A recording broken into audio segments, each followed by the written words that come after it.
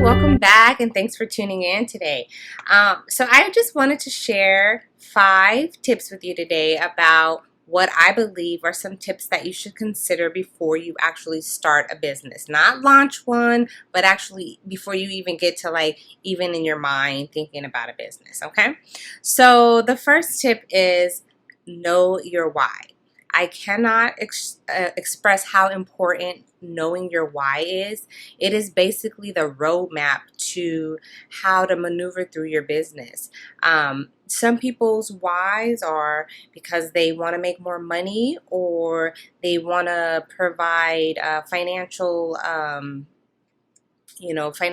wealth for their family. They want to just not have a boss anymore. God, there's so many different whys, out there. And so it's just really important to start that foundation, to have a purpose and a vision for your business, not just jump right on in and just go for it and not have a clue as to what you're doing, why you're doing it, who you're doing it for. So really, a why is so important. That's really just the basis of even starting a business. The second tip is, and some of these tips again may not be for everybody, but I would suggest a business coach or maybe an accountability partner, somebody who's objectively looking at what it is you're trying to accomplish. Friends and family are they're important, but I would say that having a business coach or an accountability partner is really, really important.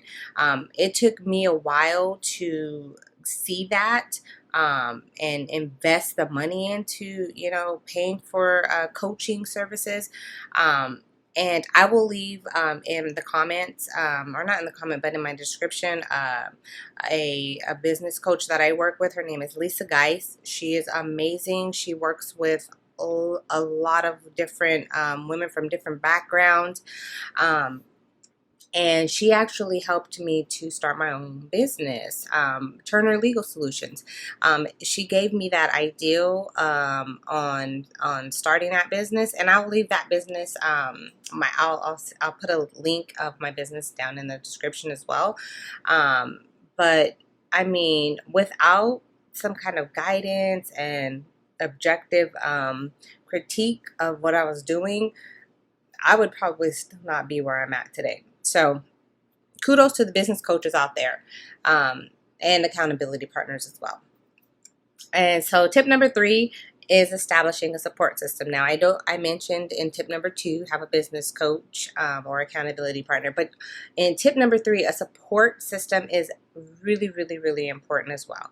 As a single mom, I found that having, friends and family members, just be that like the cheerleaders of what you're doing, they're not probably going to be as critical and critiquing of what you're doing. They're not going to, tell you like, that looks horrible. They're probably going to be like, oh, this is great. Let me know how I can help, that's what you need. You need a cheerleading system, right?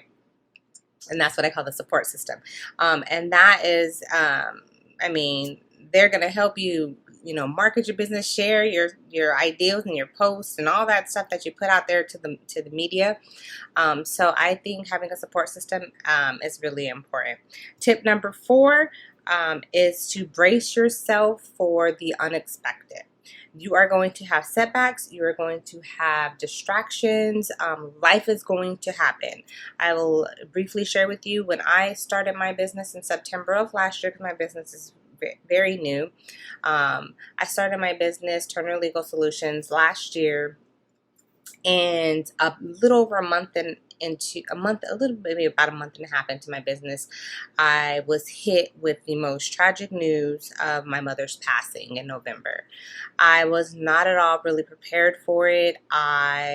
Normally I'm pretty good with adversity. When things happen, I'm just able to just bounce back like that. No, not with this. I was not anticipating it, and so you really have to prepare your mind to know that when you start your business, things are going to happen, and you're going to have to be able to maneuver through that to get back on track. So just keep that in the back of your mind when you're starting a business. Plan for the unexpected. And then tip number, I was 1, 2, 3, 4. Sorry, tip number 5 is be willing to invest in your business. A lot of times people will complain like, oh, I don't want to spend, money on a software program, or I don't want to spend money on coaching, or I don't want to spend money on the supplies that I need to start my business, or I don't want to spend money to even pay for the licensing of your business if it requires that. Change your vocabulary. Spending is a very terrible way to look at it when you're creating a business. You need to tell yourself, I am investing in my business. When you start thinking like that, then it will change your mindset and will make you feel good about what you're doing with your business financially. So if you are going to get a business coach, say, I am investing in a business coach, because there's going to be a return on that investment. You're going to have more ideas. You're going to have that support you need. They're going to be able to whatever, So the investment mindset has to be there. You can't just be thinking that you're just spending money willy-nilly out there. That's just not a good idea to think that way. And so, again, the 5 tips: know your why, find a business coach or an accountability partner, establish a support system, brace yourself for the unexpected, life happening, setbacks, and be willing to invest in your business. I guarantee you, if you have those, those are just some basic foundational tips. If you have those, you're on a good start to starting your business. So again, I will post the tips down in the description. I will post the link to what my business is, and I will also post some information about my business coach, who is amazing. And so I hope you all have a great week, and I look forward to chatting with you guys again soon. Bye.